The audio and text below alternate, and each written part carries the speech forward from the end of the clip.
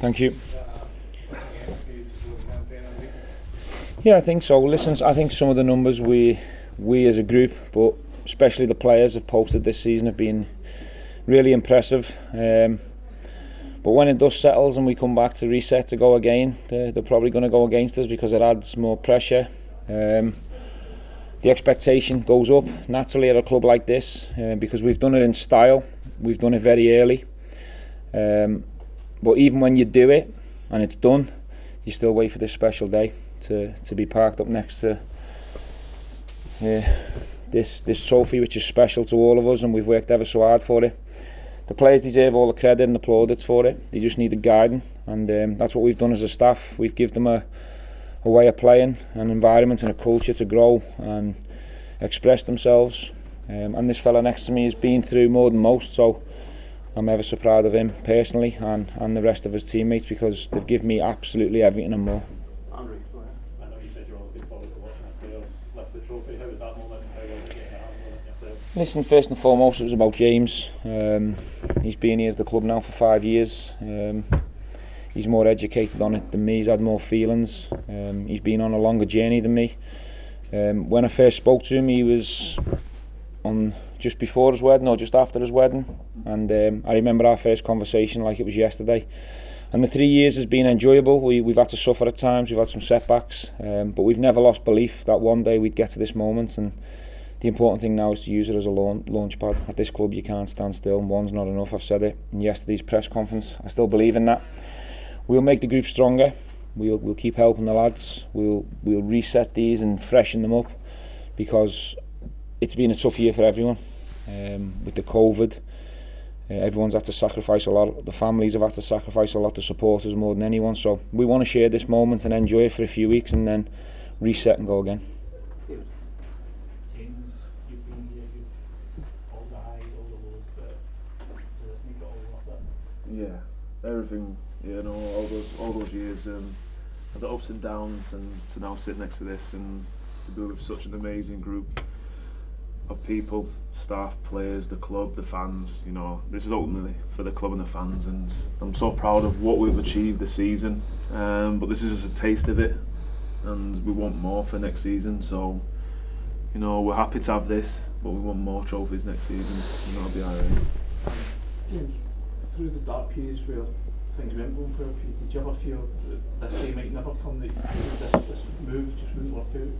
I always had belief, you know. I always had belief, and as soon as the gaffer came in, brought the players that we needed, set the standards from day one, it was only a matter of time when everything came together. And you know, it's been such a difficult year, and a big ask for all the players and everyone that are involved, the fans.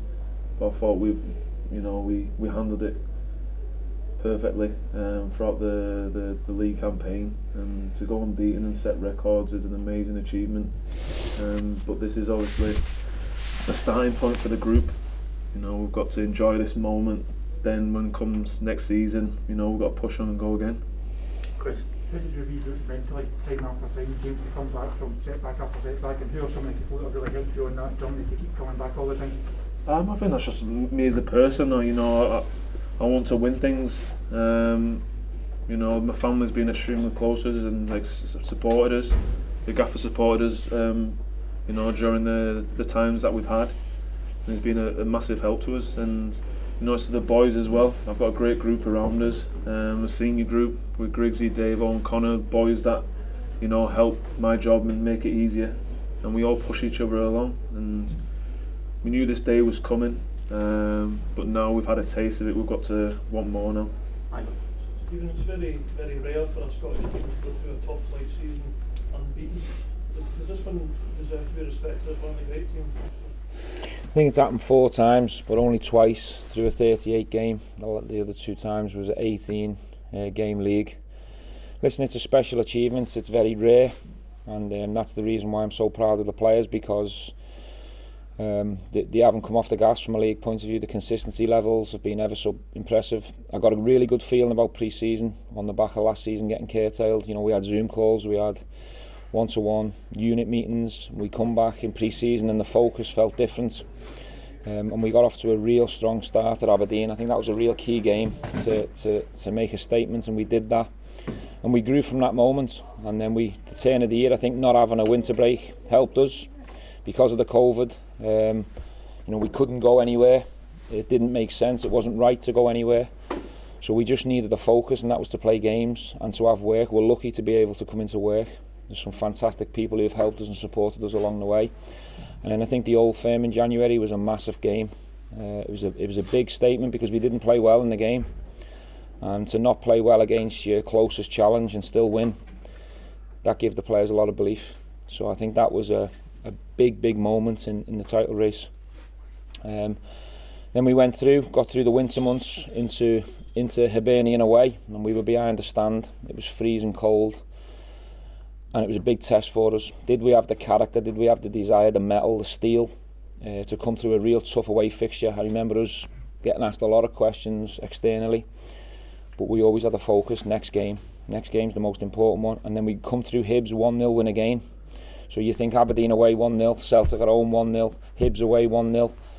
We've built this on steel, resolve and organisation, and we've added some quality players recruitment wise to give us the firepower and take some responsibility off some of the key players. And collectively they've done it with style and numbers, so we've got both sides of it spot on, and the players deserve all the credit for that. You've said that continually, but the players deserve the credit for saying it's about them. What does it say about you doing the deal with us, and it looked as if you're trying to kind of soak it in out there in the pitch? Is that Look, I've got a lot of experience in terms of being a professional since I was 17 years of age, and sometimes these moments pass you by when you're younger, and I won't let another moment like this ever pass me by. What you'd have to sacrifice and give for moments like this, family wise, on a daily basis, getting up really early, working late at night, sleeping through the night with stuff on your mind. I wanted to enjoy this moment because it's been a long time since I've smelt that success and the champagne. I absolutely stink right now, but it feels good.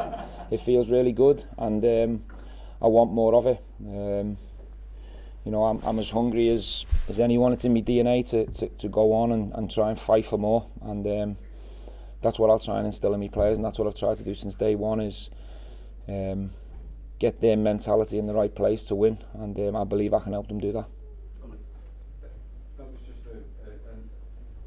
On that, I looked at you, there was a moment in the 14th minute where somebody gave the ball away, you went like that, like it was the end of the world, almost. What was thinking today, through an unbeaten season and everything, is there a point where you can just actually enjoy it? Right now, as soon as I'm finished with you guys, we're going to enjoy it, of course. I think that's the least we deserve. Listen, throughout the game today, I was nervous for the players, just because I didn't want this moment to be spoiled by a poor performance or a setback. I wanted the players to leave a legacy from this season. I wanted them to create their own story that people will remember for many, many years, and these will be able to tell the kids and the grandkids that they went a full season unbeaten, because throughout the game anywhere in the world it's very rare, so credit to the players.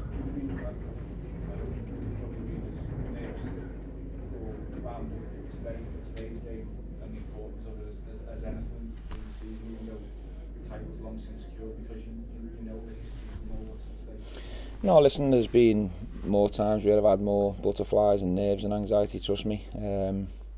We always knew this was going to be a special day, whatever the result was today, but as you get closer to that final game, we set ourselves internal targets as the season went on. So actually get it done, unbeaten, with 4 goals, with a clean sheet. Some of the numbers the lads have posted, I'm sure, once we get time to analyse that and reflect on that, the numbers to be extremely proud of, so really happy. We would have in school if you weren't in my school team. Well, I was going to say, the midfield was no good. Yeah. Just to let everyone know, he was in our school team, and we'd have won an awful lot more if he weren't in the team. That way. Well, how are you doing? You okay? Steven, you've obviously lifted silverware as a player, and you talked about the emotions there, but is it different lifting it as a manager now? Are there different emotions there? Yeah, it's very different. Obviously, different career for me. I'm in a different place. It's a different role and responsibility. Today was about getting the result done and then just really enjoying the moments and soaking it up to see James. I know what he's been through. I've lived with him for 3 years. I've educated myself on the previous years before I come in, and these are good people, these are good lads. Even when we've gone close and we've had a wobble and a setback, it hasn't been through lack of effort. There's no ego in the dressing room, led by him himself. They're a good group of lads, really good group of lads, and I'm so proud of them. I'm delighted for them because I'm not sure they realise how big this is, but they will do in time. Because it's only really now I appreciate what I've done as a player, really. So the message to the players when we took them in the dressing room after the game was reflect, soak it in now and enjoy every single second of it because you deserve it. Gabriel, final question. Steve, you said it's very different to winning trophies as a player. Obviously, it's still quite raw right now, but where do you think this ranks? What do you think?